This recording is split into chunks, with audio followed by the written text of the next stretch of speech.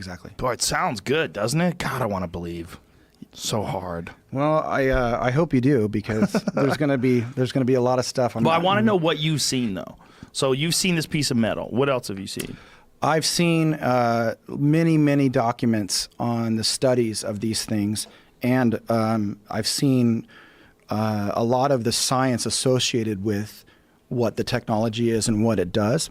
Like, I could show you, if I fold up pieces of paper and stuff, what's going on with it. But basically, these craft, they travel in a straight line, but they're folding space-time. Like in Event Horizon, where they explain it by folding a piece of paper and punching a pencil through it. Did you ever see that movie? Yeah, it's kind of like that. Great fucking movie. But it's more like, here, I can draw it for you here. Not that this is it's kind of like when you have 2 points, we're used to traveling in a direction like that. Mm-hmm. And so when we look up, we see a plane that goes straight. Right. But these UFOs fold space-time like this. And so it looks like, to them, they're going in a straight line. So if you're in the ship, you see that. Mm-hmm. But if you're on the ground, you see that. Oh, okay. That's why you see them blink off and on. A lot of those videos, they're on, it looks like they're jumping. It's just because of this. So they're folding space-time. Some way of interfacing with space itself that's very different than our idea of traveling in a linear way from point A to point B. Space, the fabric, they call it the fabric of space-time because it's like a fabric. It's malleable. Now, let me ask you this. How often into a conversation do people look at you and think you are fucking crazy when you start talking about this? And how long all the time, yeah. All the time, right? But do you ever get to the point where you're like, I don't want to talk about this? No, because I always tell people, you don't know what I know. And there's a lot. No. I mean, like, do you ever get to the point where you're like, I can't do this anymore? Like, no. People think I'm fucking crazy. No, because I'm involved on the most important shit I've ever been in my life. So you think this is like the most important thing that you've ever done in your life? Oh, fuck yeah. Like, I have meetings with senators coming up. Like, do you? Oh, fuck yeah, What senators? I can't tell you. Damn, it's all this I can't tell you stuff. I know, because this is some fucking tricky shit. When is all this going to come out? Like, it seems like this is like eminent rather disclosure type shit. Watch right? what my company does. That's what I'll say. So what is your company? What are you trying to do? Well, we created. So if you look at the people involved, we have senior. When you get to the senior levels of government, you're either called an SES or SIS, Senior Intelligence Service, Senior Executive Service, or you're a brass. But either way, the civilians have the same kind of ranking charter that the brass does. So a SES 3, SAS 3 would be the same thing as a 3-star general. So that's who these people are around me. So I had the head of the Skunk Works Engineering. I got a SIS 2-star from the Clandestine Directorate of Operations. I have a guy Undersecretary of Intelligence for the Senate Intelligence Committee, and was these guys are retired. The quasi Everyone's retired, quasi-retired. Well, they all left. They are our current public life. They now are involved with what you're doing. The way they are current consultants to the internet, the intelligence community. Okay, that's probably the most. And involved in this project with clearance. They all have their top secret TSSCI clearances. Yeah, I'm the only one that does it on my entire team. I'm the only one that does it. Actually, Lou, that just came out, I hired him away, so he was head of all. He was in charge of all classified operations for Secretary of Defense Mattis. So he was what's called a GS-15, right underneath the 1, 2, and 3 stars. He ran the Advanced Aerial Threat Program, and it's still continuing to this day, and he's with us now. So the Advanced Aerial Threat Program under the United States government is essentially a UFO. That's one of the information gathering and assessment. Assessment of all of what those machines are doing that gives off all these types of effects that people are witnessing. But there's also a very large group of people that have had within government that have had close contact, like hundreds, and it's connected to my group, and there's just more coming in that way. So that program is trying to figure out what those technologies did to those people and how those technologies work, even though it's more about tasking, our assets like satellites and other things to be able to find these things better.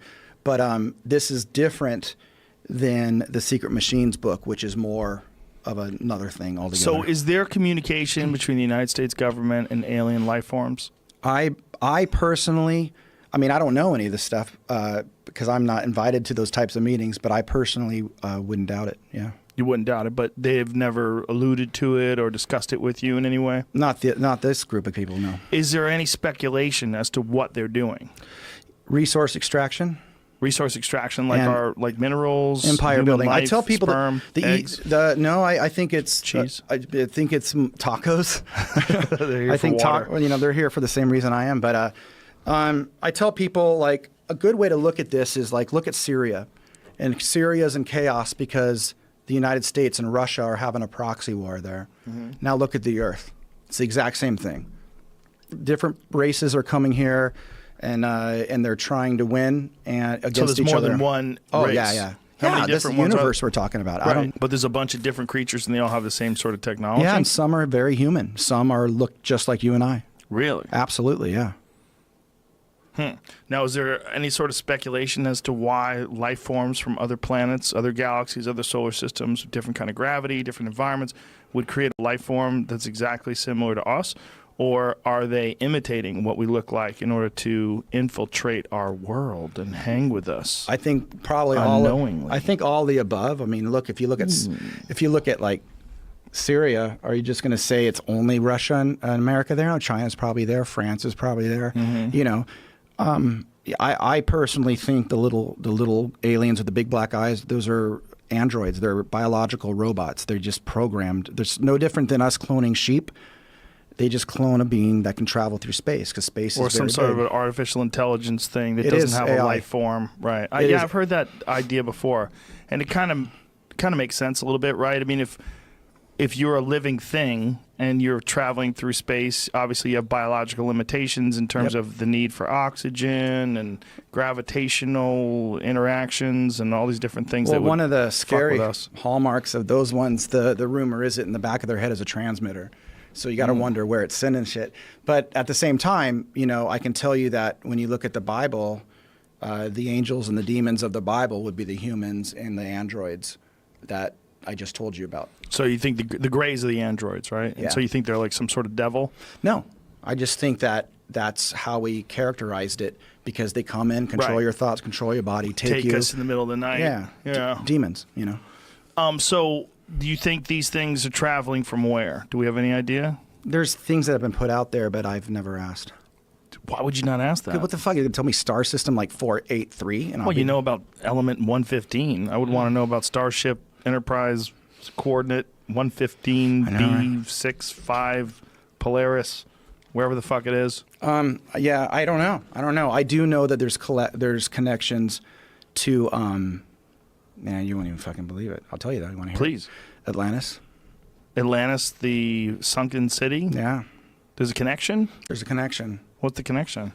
That there's a very advanced group that left after a catastrophe and hung around in a small outpost here and throughout time would push civilization forward, and that's who the Greek gods were.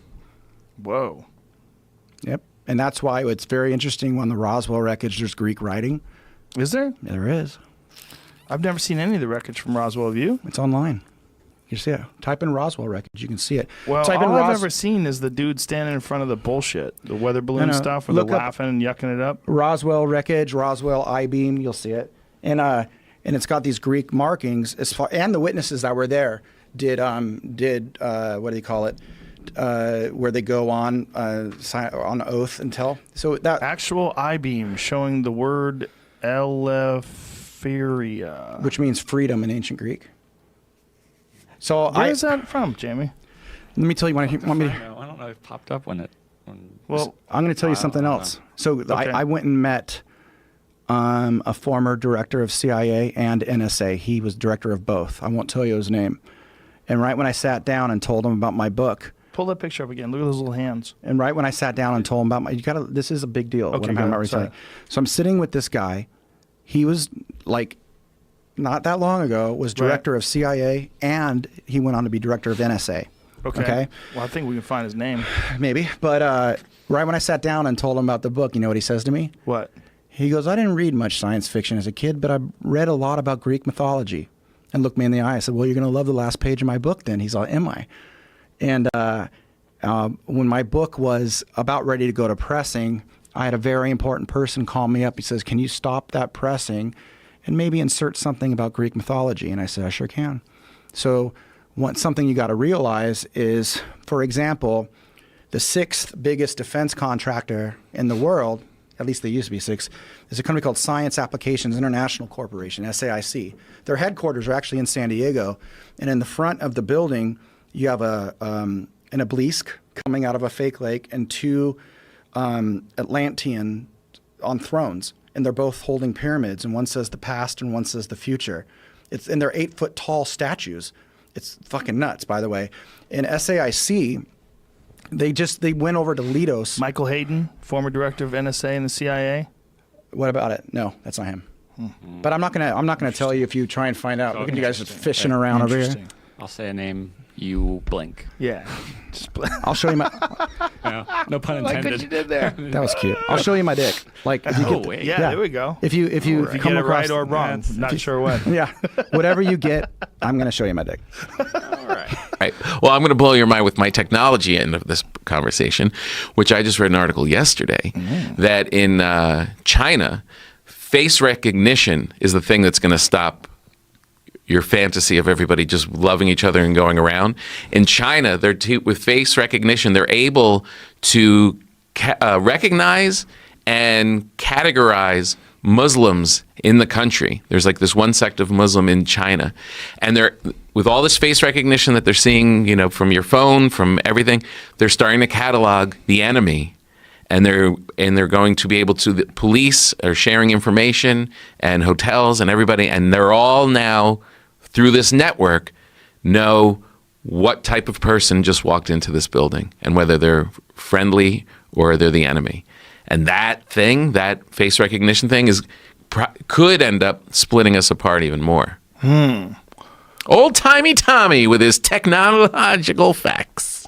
Here, China's Big Brother surveillance technology isn't nearly as all-seeing as the government wants you to think. This is kind of like they might be able to upgrade it, though. It says Oh, it can't well, see for more sure. than Yeah. 1,000. Dude, That's do you 1.0. remember when your phone unlocked with your fingerprint and it blew your motherfucking mind? You're like, what, bro? It's It reads my finger. I can use Look my at pinky. this. It even works my pinky. Yeah, I get 5 fingerprints on this motherfucker. I could do the side of my thumb, and it still knows. It says glasses? It's a cop. What do you mean? This is a cop. That's a China. cop with Google Glass. Yeah, it's got some sort of Face recognition thing. It's like that Yeah, Tom unless Cruise. it's What was some that sort of Tom a Cruise movie? I don't know. Minority Report. Whoa, was that real? Yeah. No, It's- but this. This, Not Tom Cruise. Yeah. That's what I was wondering. I was like, this could Tom be Cruise fake is definitely and added real. in there. I don't know, but Wow. it looks real. That's, I tried a Google Glass on once. I actually went through a whole UFC weigh-ins wearing a Google Glass. How And was it? Was it? filming it, I guess. It wasn't ready. Right. It wasn't ready, and I think that's Yeah. why they haven't upgraded it. They're like, Yeah. let's hold off because this is not working. Like, Yeah, it's people been a are not- while. They're not into that dorky shit, and people got super uncomfortable when you're around them. It's like holding a camera on everybody, like Yeah. walking around with a fucking camera everywhere. I think they'll have something eventually, but I have a feeling it'll be something where there's a technology where the outside you can't see things, but on the inside you can, and then they'll show you images like directly in front of you on the lens. So Right. like you wear glasses like your glasses, but it'll show you things like, right in front of you. Like Right. yeah. I got one that I heard that I don't know if I understand and believe that this is real, but I just Googled it and I found something that makes it seem like it. So the next version of the VR headsets are supposed to have brain tracking in them, and that sounds super What? scary. But it's already like being implemented and tested. Yeah, you and get a knock on your door. All you think about is beating off. What is wrong with you, man? How often do you Seriously? beat off? No. We thought you were a regular person, but you're beating off 100 times a week. Like, you imagine if they want to have a talk to you, like, Mr. Papa, you watched 14 hours of pornography this week. Yeah. That seems a lot. Yeah. I think your mother would think that seems like a lot, don't you think? I mean, I don't want to talk to her about Well, they it. say employers are going to do that. Insurance companies companies are going to do that, and they're going to be Find able out to how much you're beating off. how much you're beating off, how much you're working out, how much you're sleeping, whether and what. Look at that. We whether promise to share only good stuff. Yeah, right. Sure. That's like Google when they said, don't be evil. Yeah. They abandoned that. Once they started making money, they fucking painted right over that sign. Maybe a little evil. What is evil, man? I mean, what is evil? Evil schmeevil. We're going in that direction. Yeah, man. It's going in that direction. Yeah. It's all going to some sort of a wearable thing that connects you. But a weird thing that, like, everywhere you're going, they're picking off your face, and then you're going to be able to. They're going to know exactly what you are and who you are, and it's a strange. It's strange, but is it any more strange than our lives today in comparison to people that lived in 1920, like we were talking about earlier? Yeah. This is way weirder. The It's way we live. super we live weird. is way weirder. We're in Weird Town already, for sure. You just Have hope you it ever- doesn't get into the hands of people that can really mess with you. Oh, yeah, the people with the money? Yeah. The people with the money and all the control? Yeah. They They're probably going to be won't. cool with it, right? Yeah, they'll be great. They'll be all right. Yeah, they'll be fine. Everything's going to be fine. Do you have a Alexa in your house? Alexa. Yeah. Yeah. My kids do. My one friend is always trying to tell me, just get that out of your house. It's listening to everything that you say Yeah. and everything that Don't you say do. anything bad in that room. I had a question about the Neuralink might be coming on soon or whatever. I was thinking about like if it got to the point where like say we all got it and then everyone you knew had it and there's like 1,000 people that have it, wouldn't we hit a like a threshold point where you're like not everybody should have this. We're good at this point right here. Well, how would you ever deny people something like that, though? The cost, it might be really expensive to No, but to I have. mean, how would you ever? I know. You can't deny people that want, like, say, if someone's coming up and they want to try it and everyone else has it, that would create a giant problem. That'd be like if you said that with cell phones. Too many people have cell phones. We have to Yeah. stop you. No more buying cell phones. I know that's why I sort of think that there might become a big problem with that. Why? What Just is because of- Neuralink? I don't. But hold on a second. I don't know. understand why you think. I just sort of think that if, in the theory that you're going to let thousands of people have instant access to the world's knowledge at their finger, at a thoughts like instant, Uh-huh. that becomes too powerful in the wrong hands. And the people that might have it first might see the future problems of that. I'm just sort of always wondering. I was thinking way too far. Jamie got high and Yeah. watched Superman. Very high. That sounds like you got high and watched Superman. So I guess the answer you say is like, no, that probably won't be a problem. Or Well, no, I You don't. can't stop it, though. I don't. That's sort of what I'm wondering. I don't think that anyone can say that's not going to be a problem. Yeah. I don't know. I mean, what is a problem, though? It's going to be something. It's going to be a something. Yeah. So much like we have different shaped aircrafts and fighter jets and cars, they probably have different shapes of these objects that operate under similar principles.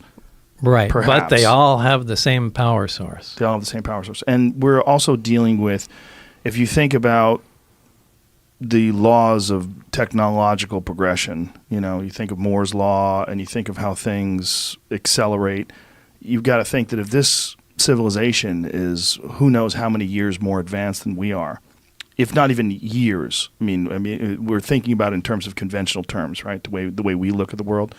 I mean, they might be just superior in terms of their intellect. They've got to be. Maybe. We don't know, right? Well, the only reason I say that is because, look, everyone doesn't necessarily start at a steam engine and go to an internal combustion engine and then, electric power, nuclear power, and go up the ladder that we come on. The binary, if the stuff is true about the origin and the binary star system, and they have heavier elements that we don't have, and this stable element 115 is a naturally occurring material, maybe that's the first thing they started experimenting with.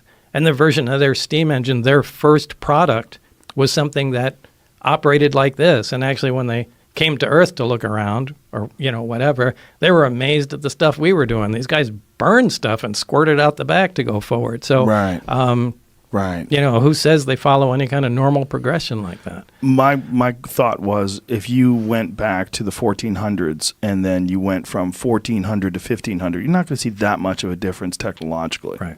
If you go from 2000 to 3000, I assume there's going to be a radical change. Right. Well, the delta, the rate of change is magnificently higher than it used to be. Right. So if you think about what they had in 1988 and you think about what they probably have in 2019, just logically, it seems like they would advance. I would think so. The only question is, like, are they living? Is that a living thing in terms of like a biological thing, or are they some sort of an artificially created creation like we are working on right now? I mean, we're in the middle of working on artificial reality, artificial beings, sentient beings, artificial intelligence. There's silicon-based life forms that they're essentially trying to create. Boston Dynamics, or was it Boston Dynamics at the company that's making all those crazy robots? Yeah. You can make machines out of flesh, right? So a cyborg or a cybernetic organism is just that, that's what a lot of people think those like gray things are, that people call the grays. Yeah. Is like, they're machines printed from flesh. So what you're saying is like, not they so could just far be off synthetic life. They don't even need to be, machines. Right. Well, they seem to have no sex organs. The way they're described by people that have had interactions with them, assuming these people aren't liars or crazy or whatever. Right. That they have no sex organs and that they don't seem to have any muscle. They're just almost like a frame. Right. And they have enormous heads. I mean, if you look at Australopithecus or depictions of ancient hominids, and then you go to human beings, one of the things you see is bigger heads and weaker bodies. Well, you see a clear progression of evolution too, where for something like that, I would lean towards a synthetic organism because it looks like it was made for a specific task. There's no reproductive organs, so I mean that almost kind of leaves out any kind of physical evolution. Right. Well, that's also our bottleneck, right? Our bottleneck is our biological imperative, the need to breed, emotions, fear, anxiety, all these different things that exist in order to force us into making sure we reproduce. I mean, that's essentially what it is. There are human reward systems that aren't necessary once they can figure out a way to make some sort of sentient artificial life.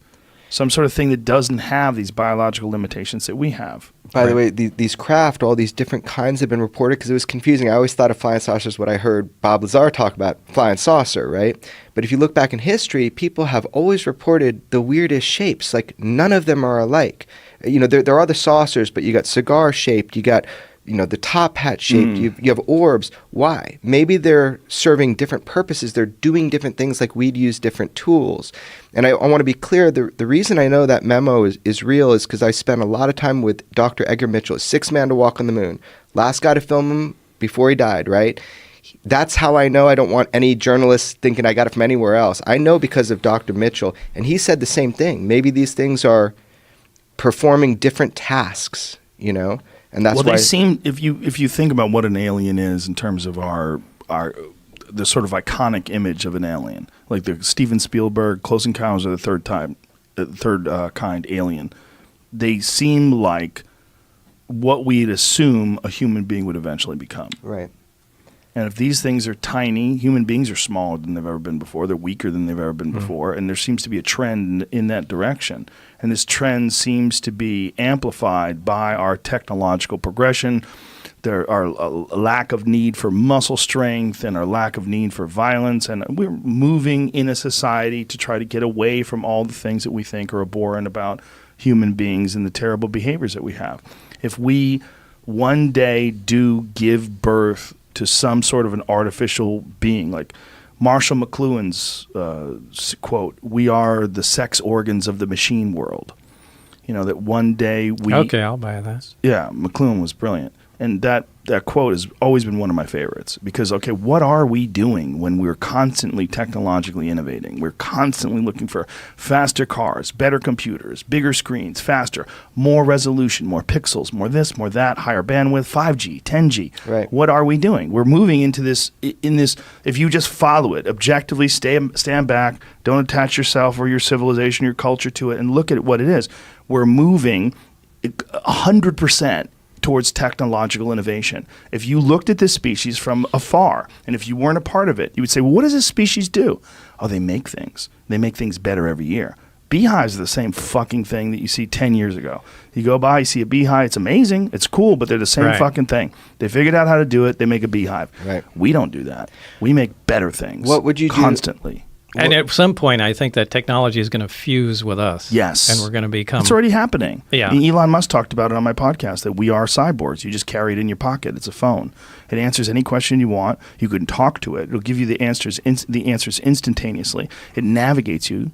It has all your phone numbers in it. It has all your contacts. You can get a hold of people. People are listening to you through it. It's connecting us in ways even involuntarily. Haptics, that kind of thing. Yeah. It's also getting on your wrist. How many people have iWatches, Apple Watches? They put them on their wrist. Right, and that's only because we can't integrate them yet. But you know that point is coming. 100%. Yeah. I didn't joke about it last night, but I have a bit about it that I do, about the integration between humans and technology. That's What would you do if you were a hyper-intelligence, right?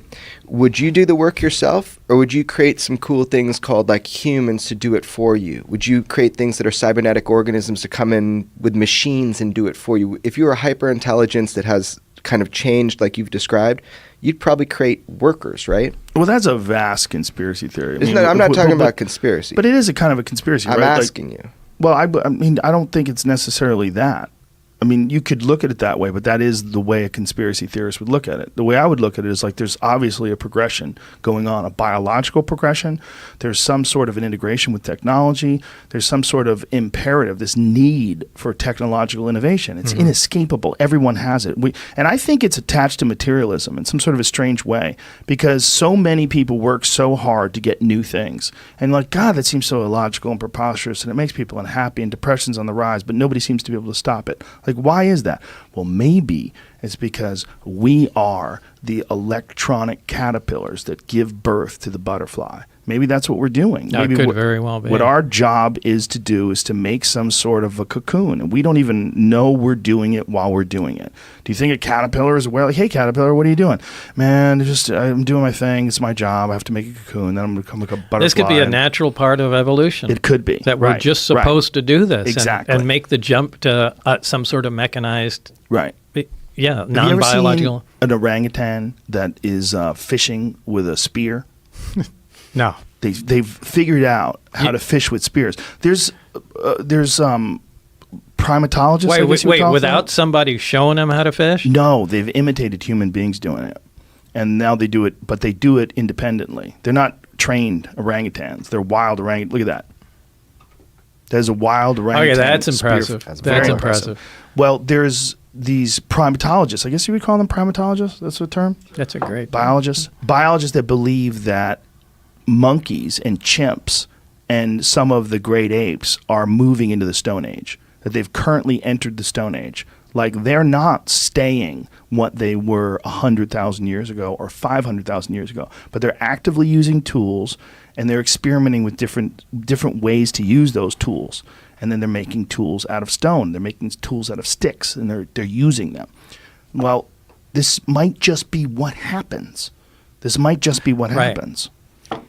I mean, why else? Why the fuck do we work so hard? I mean, I was driving to LA this morning. I had a doctor's appointment, so I was on the 405 at 8 in the morning. Like, Jesus Christ, like, this is so crazy. When you're on the 405 in LA at 8 o'clock in the morning, you see literally a million cars. Yeah, red light. And it's just everywhere you go, it's people. And also, I'm in a Tesla, so I have it on autopilot. So I'm there sitting, I'm listening to a podcast. I barely have my hand on the wheel. I'm not touching shit. This car's driving me along. I'm not even doing anything. I'm just hanging out. It's so much less stress, by the way, to do it that way. Right. So it encourages you to innovate. It Yeah. encourages you to embrace this new technology. I got this giant screen. It's showing me the navigation in front of me. Oh, I'll be there 5 minutes early. Excellent.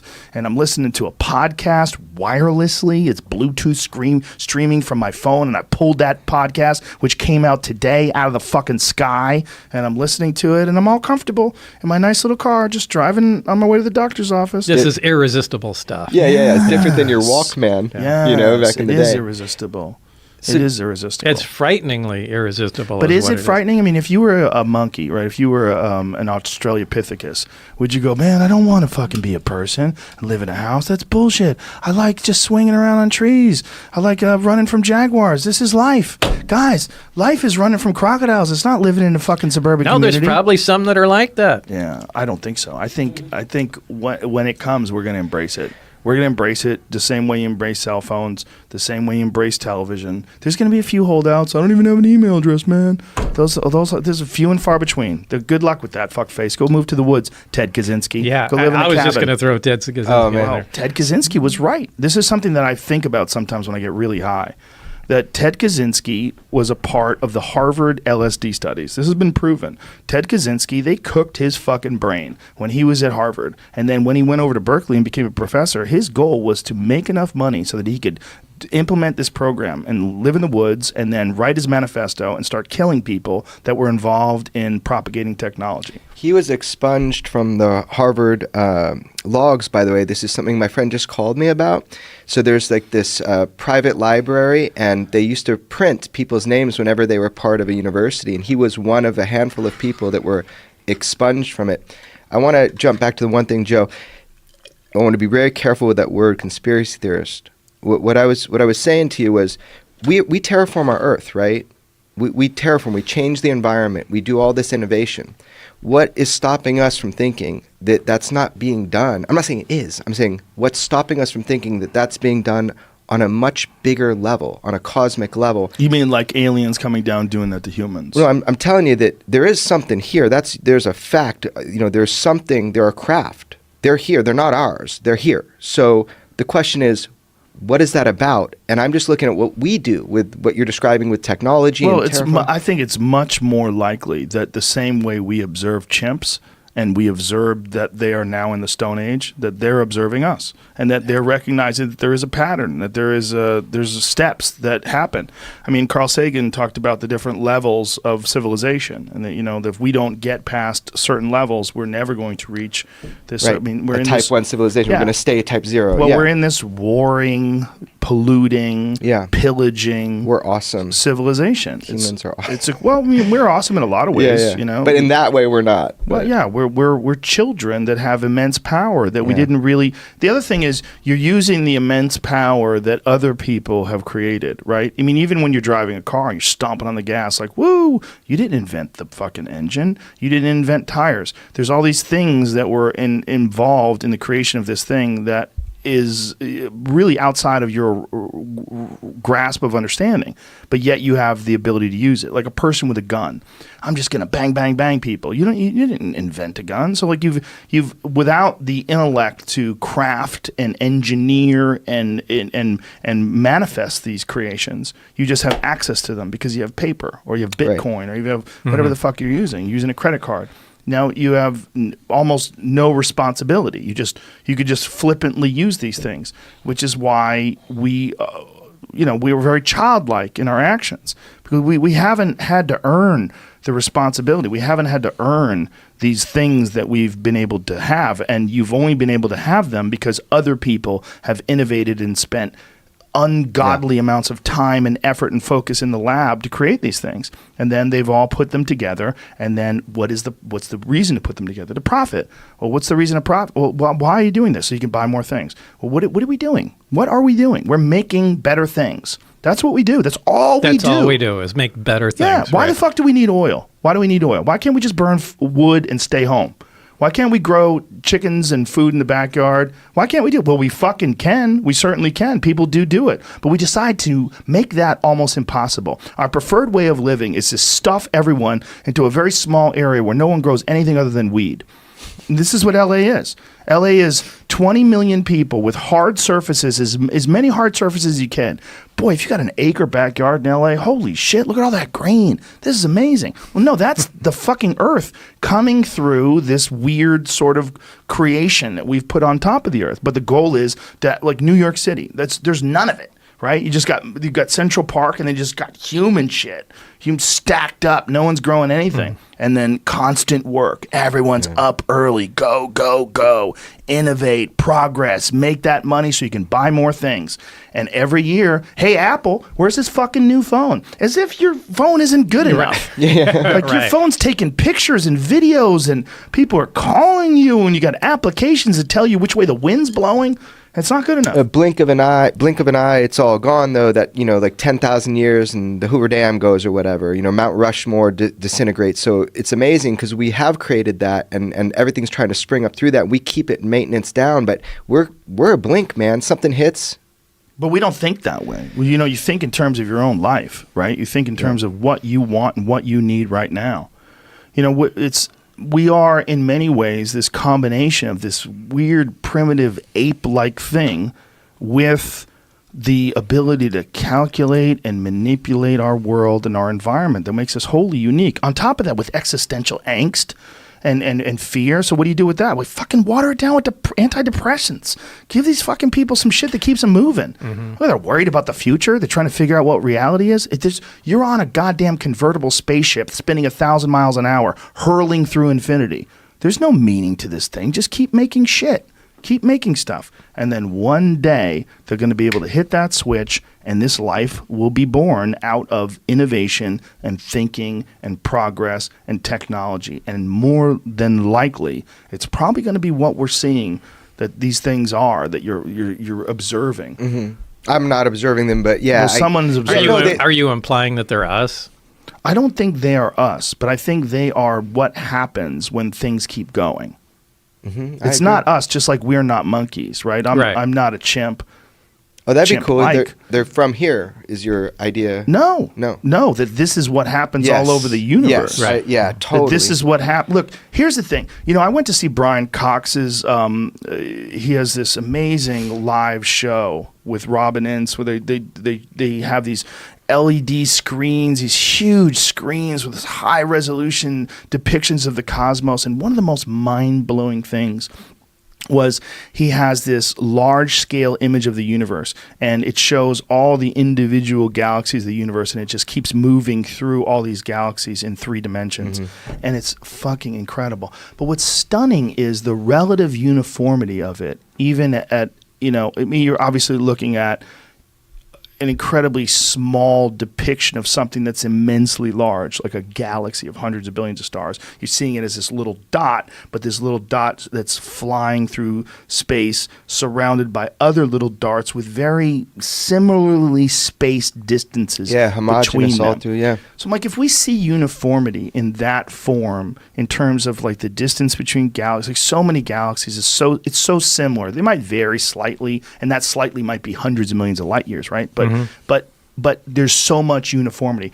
Why would we not assume that uniformity exists pretty much everywhere, and that all these things that you're seeing that are so similar, you do see binary star systems, you do see single star systems like stars, but there's also some speculation that Earth and that our solar system one time was a binary star system. I was watching a talk that you were giving, and you were talking about the growth of innovation and technology and GDP over the last 100 years, and you were talking about the entire history of life on Earth and what a short period of time humans have been here, and then during what a short period of time, what a stunning amount of innovation and how much change we've enacted on the Earth in just a blink of an eye. And you had the scale of GDP over the course of the last 100 years. It's crazy because it's so difficult for us with our current perspective, just being a person living, going about the day-to-day life that seems so normal, to put it in perspective time-wise and see what an enormous amount of change has taken place in relatively an incredibly short amount of time. Yeah, I mean, we think of this as sort of the normal way for things to be. The idea that the alarm wakes you up in the morning, and then you commute in and sit in front of a computer all day, and you try not to eat too much, and that if you sort of imagine that, maybe in 50 years or 100 years or at some point in the future it's going to be very different, that's like some radical hypothesis. But of course, this quote-unquote normal condition is a huge anomaly any which way you look at it. I mean, if you look at it on geological time scale, the human species is very young. If you look at it historically, for more than 90%, we were just hunter-gatherers running around, and agriculturalists what the last couple of 100 years, when some parts of the world have escaped the Malthusian condition, where you basically only have as much income as you need to be able to produce 2 children, and we have the population exploit. Like, all of this is very, very, very recent. And in space as well, of course, almost everything is ultra-high vacuum. And we live on the surface of this little special crumb. And yet we think this is normal and everything else is weird. But I think that's a complete inversion. And so when you do plot, if you do plot, for example, world GDP, which is a kind of rough measure for the total amount of productive capability that we have, right? if you plot it over 10,000 years, what you see is just a flat line and then a vertical line, and you can't really see any other structure. Like it's so extreme, the degree to which humanity's productive capacity. So if one looks at this picture and we imagine this is now the normal, this is the way it's going to be now indefinitely. It just can't seem a prima facie implausible. Like it sort of doesn't look like we are in a static period right now. It looks like we're in the middle of some kind of explosion. Explosion, and oddly enough, everyone involved in the explosion, everyone that's innovating, everyone that's creating all this new technology, they're all a part of this momentum that was created before they were even born. So it does feel normal. They're just a part of this whole spinning machine, and they jump in, they're born, they go to college, next thing you know, they have a job, and they're contributing, they're making new technology, and then more people jump in and add on to it, and there's very little perspective in terms of like the historical significance of this incredible explosion technologically. When you look at what you're talking about, that gigantic spike, no one feels it, which is one of the weirdest things about it. I mean, you kind of expect every year there will be a better iPhone or yes, whatever, right? But not, we'd be upset. For almost all of human history, people lived and died, and so absolutely no technological change. And in fact, you could have many, many generations. The very idea that there was some trajectory in the material conditions is a relatively new idea. I mean, people thought of history either as, some kind of descent from a golden age, or some people had a cyclical view, but it was all in terms of political organization. There would be a great kingdom, and then a wise ruler would rule for a while, and then like a few hundred years later, their great-grandchildren would be too greedy, and it would come into anarchy, and then a few hundred years later, it would come back together again. Yes. So it would be all these kind of the pieces moving around, right? But no new pieces really entering, or if they did, it was at such a slow rate that you didn't notice. But over the eons, the wheel slowly turns, and somebody makes a slightly better wheel. Somebody figures out how to, irrigate slightly better. They breed better crops, and eventually there is enough that you could have enough of a population, enough brains, that then create more ideas at a quick enough rate that you get this industrial revolution, and that's where we are now, I think. Elon Musk had the most terrifying description of humanity. He said that we are the biological bootloader for artificial intelligence. Mm-hmm. That's what we're here for. Well, bootloaders are important. They are important, but I think there's like objectively and there's personally. Like objectively, if you were outside of the human race and you were looking at all these various life forms competing on this planet for resources and for survival, you would look at humanity and you go, well, clearly it's not finished. So there's going to be another version of it. It's like, when is this version going to take place? Is it going to take place over millions and millions of years like it has historically when it comes to biological organisms? Or is it going to invent something that takes over from there, and then that's the new thing? Something that's not based on tissue, something that's not based on cells. It doesn't have the biological limitations that we have, nor does it have all the emotional attachments to things like breeding, social dominance, hierarchies. All those things are no consequence to it. It doesn't mean anything because it's not biological. Yeah. I mean, I don't think millions of years. I mean, what number of decades or whatever. But it's interesting that even if we set that aside, we say machine intelligence is possible for some reason. Let's just play with that. Then I still think that would be very rapid change, including biological change. And I mean, we are doing great advances, making great advances in biotech as well, and we'll increasingly be able to control what our own organisms are doing through different means. And enhance human capacities through biotechnology. And so even there, a lot is not going to happen overnight, but over an historically very short period of time, I think you would still see quite profound change just from applying bioscience to change human capacities.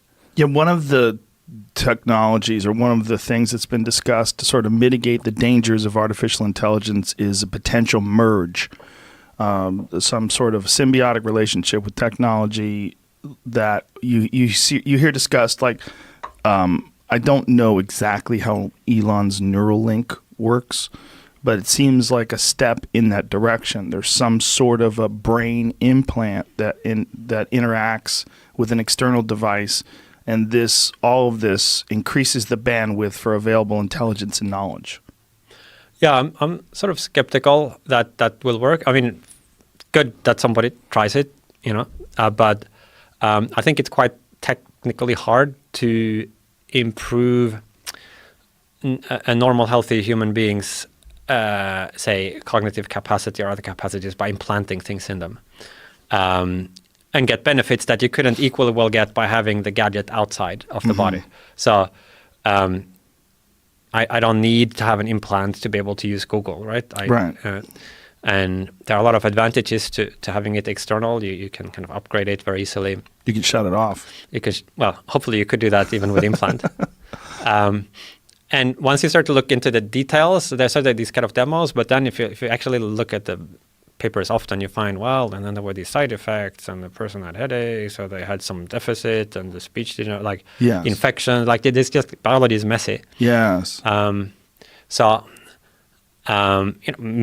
it will work better than I expect. That could be good, but otherwise, I think that the place where it will first become possible to enhance kind of human biological capacities would be through genetic selection, which is technologically something very near. You mean like CRISPR type?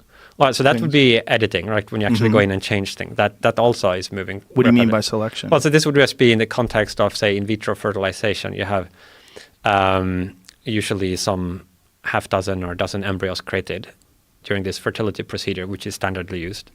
So rather than just the doctor kind of looking at these embryos and saying, well, that one looks healthy, I'm going to implant that, you could run some genetic test and then use that as a predictor and select the one you think has the most desirable attributes. And so this could be a trend in terms of how human beings reproduce, that we, instead of just randomly having sex, woman gets pregnant, gives birth to a child, we don't know what it's going to be, what's going to happen. We just hope that it's a good kid. Instead of that, you start looking at all the various components that we can measure. Yeah, and so, I mean, to some extent, we already do this. There are a lot of testing done for various chromosomal abnormalities that you can already check for. But our ability to look beyond clear, stark diseases, that is one gene is wrong, to look at more complex traits is increasing rapidly. So obviously there are a lot of ethical issues and different views that come into that. But if you're just talking what is technologically feasible, I think that I mean, already you could do a very limited amount of that today, and maybe you would get, 2 or 3 IQ points in expectation more if you selected using current technology based on 10 embryos, let us say. So very small. But as genomics gets better at deciphering the genetic architecture of complex traits, whether it's intelligence or personality attributes, then you would have more selection power and you could do more. And then there is a number of other technologies we don't yet have, but which if you did, would then kind of stack with that and enable much more powerful forms of enhancement. So there, I don't think there are any major technological hurdles really in the way, just some small amount of incremental further improvement. That's when you talk about doing something with genetics and human beings and selecting for the superior versions. And then if everybody starts doing that, the ethical concerns, when you start discussing that, people get very nervous because they start to look at their own genetic defects and they go, oh my God, what if I didn't make the cut? Yeah. Like I wouldn't be here. And you start thinking about all the imperfect people that have actually contributed in some pretty spectacular ways to what our culture is. And like, well, if everybody has perfect genes, would all these things even take place? Like, what are we doing really if we're bypassing nature and we're choosing to select for the traits and the attributes that we find to be the most positive and attractive? Like, what are like that? Right. And you think what would have happened if, say, some earlier age had this ability to kind of lock in their their prejudices, or if the Victorians had this, maybe we would all be whatever, pious and patriotic now or something. Yeah, we know, like the Nazis. So in general, with all of these powerful technologies we are developing, there is. I think the ideal course would be that we would first gain a bit more wisdom, and then we would get all of these powerful tools. But it looks like we're getting the powerful tools before we have really achieved a very high level of wisdom. Yeah. But we haven't earned them. The people that are using them are sort of we haven't, like, think about the technology that all of us use. How many pieces of technology do you use in a day, and how much do you actually understand any of those? Most people have very little understanding of how any of the things they use work. They put no effort at all into creating those things, but yet they've inherited the responsibility of the power that those things possess. Yeah, I mean, that's the only way we can do it. It's just way too complex for any person. If you had to sort of learn how to build every tool you use, like you wouldn't get very far. Isn't that fascinating, though, when you think about human beings and all the different things we do? We have very little understanding of the mechanisms behind most of what we need for day-to-day life, yet we just use them because there's so many of us and so many people are understanding various parts of all these different things that together collectively we can utilize the intelligence of all these millions of people that have innovated, and we, with no work whatsoever, just go into the Verizon store and pick up the new phone. Yeah, I mean, and not just technology, but worldviews and political ideas as well. It's not as if most people sit down with an empty table, try to think from the basic principles up what would be the ideal configuration of the state or something like that. Yeah. You just kind of absorb it and go with it. You float in the stream of culture, and it's amazing just how little of that actually at any point channels through your sort of conscious attention, where you make some rational, otherwise, but like deliberate decision. Most you just get carried away with. But that again, I mean, if this is what we have to work with, then there's no other way. There's no other way. Possibly, no. There's no other way, and there's no way. Even like you and I discussing this, like discussing the history of this incredible spike of evolution or innovation rather in technology, it just doesn't feel like anything. It feels normal.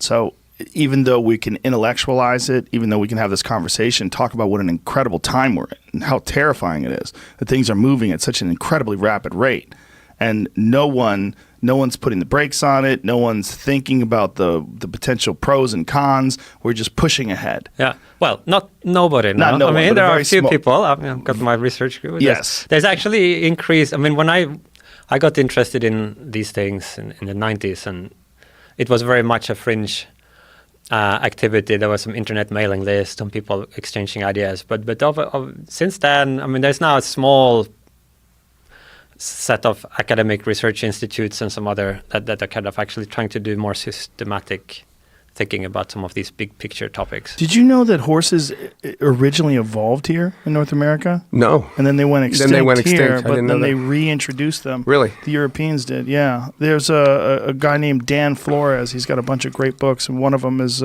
called Coyote America. He's got another one. What is his other book about the various large land animals that went extinct here in North America, but that the wolf and a lot of the other ones. What is it? Serengeti. That's it. The Natural West also. Yeah.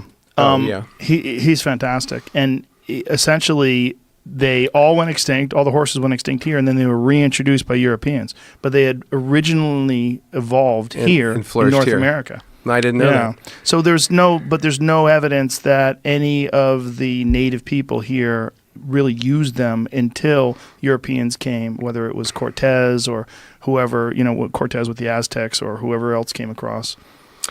A horse is so much a part of the story. Yeah. So they come over with the Spanish. The Spanish are acutely aware of what is going to happen if the horse technology gets out, and they take great pains to not let it get out. They don't want to teach the Indians in Mexico or the Indians in North America how to use them. But inevitably, the technology does get out. And then there's a few moments. There's a great moment in time in 1680 in Santa Fe when there's a great Pueblo revolt and they kick the Spanish out and like tens of thousands of horses get out. It's the great horse dispersal. And these are the horses that come into the hands of these Plains tribes.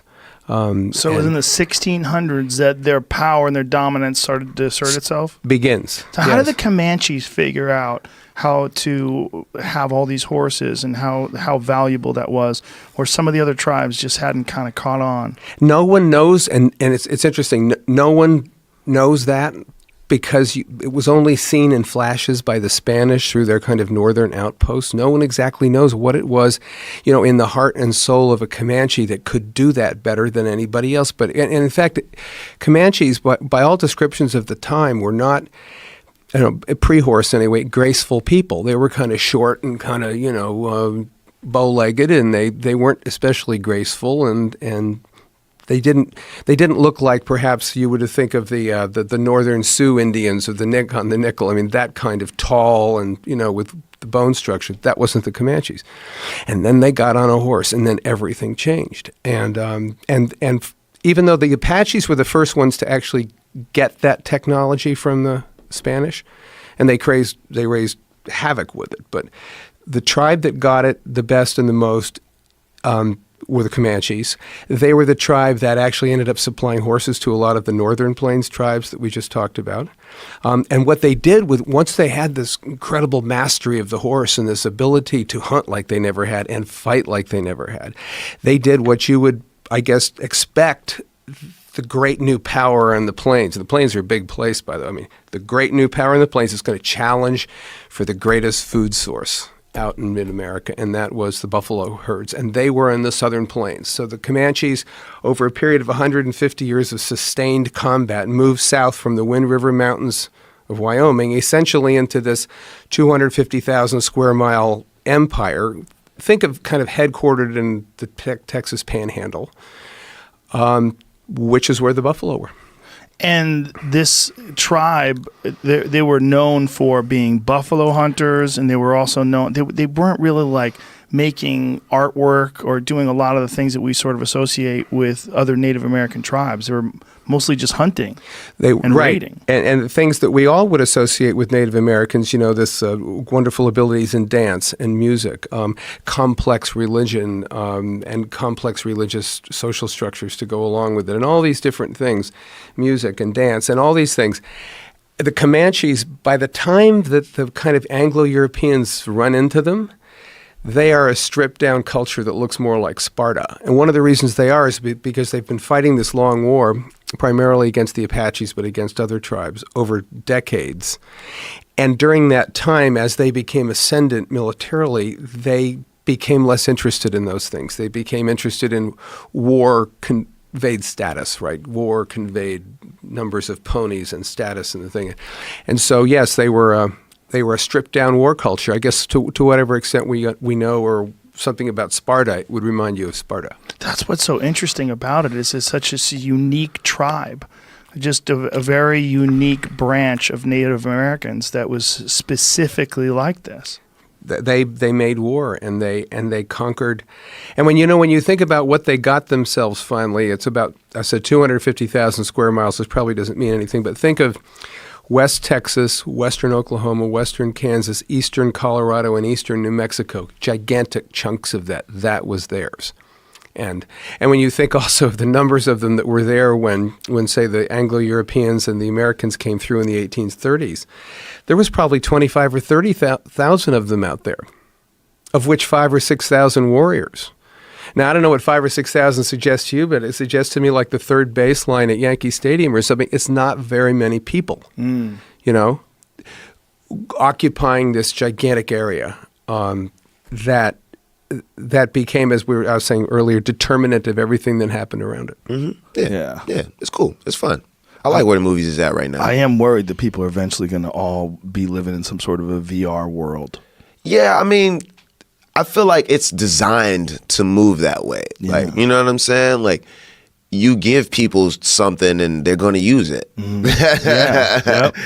And they're going to get better. Yeah. They're gonna make a new one. Yeah. New one's going to have extra features. Yeah. So it's like, all right, like, you know, I get it. Like, fuck. Have you fucked with any of that VR stuff? Yeah, VR is awesome. Do you ever do that? There's a thing outside of Disneyland where you there's a VR game that you go through. You go through like this little, like they have a giant room, right? And the room's set up for the, what was it called? The Void? Is that what it's called? Yeah. Holy shit. The Void VR. And there's a Star Wars one and there's a Wreck-It Ralph one. Okay. And they're hilarious. I mean, you're walking around, you feel heat from fire. You pick up a plastic gun, you're shooting at stormtroopers. And Shit's crazy. It's crazy. And while you're doing it, you're like, this is just step one. Exactly. This is going to be insane Yeah, in they're 20 just years. giving us pieces, Yeah. like bits and pieces. Like, they already have more. You think that? Oh, for sure. Really? 100%. I don't think that. Really? Yeah. Why not? Because I think that what they're showing you right now is state of the art. They're selling it. It's the best, and it's in competition. And it's getting better and better all the time.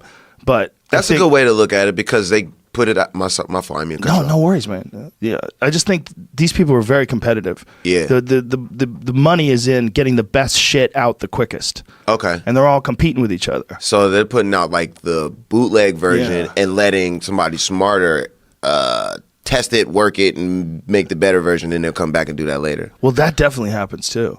I mean, that's what China does better than anybody. Yeah, they take some shit and just redo it. I'd be feeling like, this is just my theory, is like VR, right? It might be so fucking dangerous that they don't know like how it'll let it out. Yeah, exactly. So it's like they give us like little bits and pieces of it to like let us, you know, they spoon feed it to us so they don't kill us. And the world just go crazy. And it's like, you know what I mean? Like, because they probably tested it on somebody and they died like before. You know what I mean? Oh, for sure. Yeah, they was like, oh shit, we went too far. It's like, hold on, let's like pull it back a little bit and just give them this, like you said, give them this version of it. You know what I mean? But I feel like there's more. Well, I think when you really don't know what the fuck is going on, that's with military stuff. I think military stuff like weapons and, you know, spaceships and aircrafts that they're developing. We don't know what the fuck they're doing. They're doing some shit that we have no idea. Right. But I think with things like consumer electronics, like technology, I think what you see is what you get. I think this is as good as they can do anything now. They're working on the newest, best shit. Right. You know, and that's coming around. They're always constantly in development. But Right. They're all competing against each other. They There's just no don't way know. they would hold anything back. Really? Yeah, I don't think so. Damn. I feel like there's a phone that charges in 2 seconds. It's like, okay, if No you're way, you have it out. If you're in a war, Right. and your cellular device goes down, it's like you can't plug it in and charge it. It has to like happen quick, right? Right. So like they have that, in my opinion. They just don't give it to us. But all that stuff, I can see your argument because you're in a war. They might have better batteries like that the military develops or Right. some new kind of battery. That's possible. But there's so much money in batteries.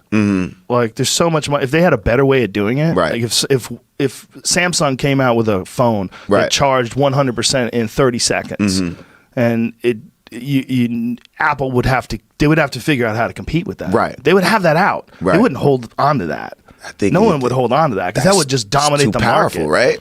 It would dominate the market. Yeah, But it's that's too powerful. But that happens. That's what always happens. Yeah. That's how Blockbuster's out of business. Right. You know? Right. That's why there's no more Tower Records. All that It's shit true. happened in our lifetime. Yeah, for sure. Like 100%. Music isn't even physical. Right. Like, and I make music and it's not real. Right. It's a sound. Yeah, it's a sound. And fuck, you know? I don't know. That is a crazy way to look at music. What is this?